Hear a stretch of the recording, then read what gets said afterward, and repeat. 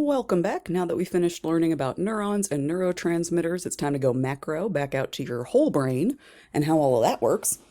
So, two primary systems that we're going to be looking at here, two major subdivisions within the nervous system. We have the central nervous system and the peripheral nervous system. The central nervous system is comprised of your brain and your spinal cord. And the peripheral nervous system connects your central nervous system to the rest of your body. So that's all your nerves, all of that kind of stuff that connects, everything that connects to your spine and your brain is in the peripheral nervous system. So those are the two big divisions of the nervous system. We then get to one of my favorite words in your textbook. I use it all the time in ways that have nothing to do with psychology because your professor is weird.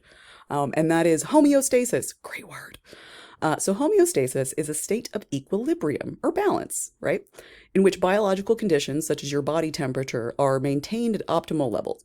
So for most human beings, let's talk about body temperature. For most human beings, homeostasis is at 98.6, right? If everything's fine, you're going to have a nice normal temperature. But if something in that system is wrong and your temperature goes up to 102, something's wrong.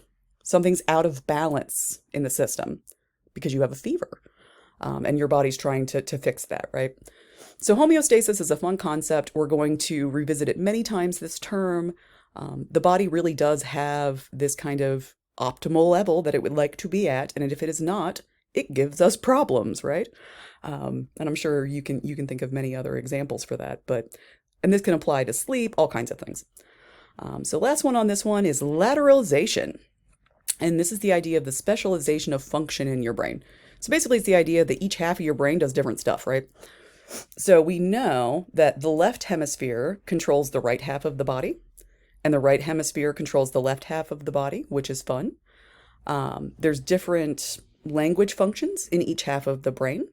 And it's quite fascinating because you'll see these studies with people who have these very odd, like brain injuries, trying to figure out what can your brain figure out another way to do, and what does your brain absolutely have to do through a certain way. So it's all very fascinating. So that is lateralization. All right, I'll see you guys in the next video.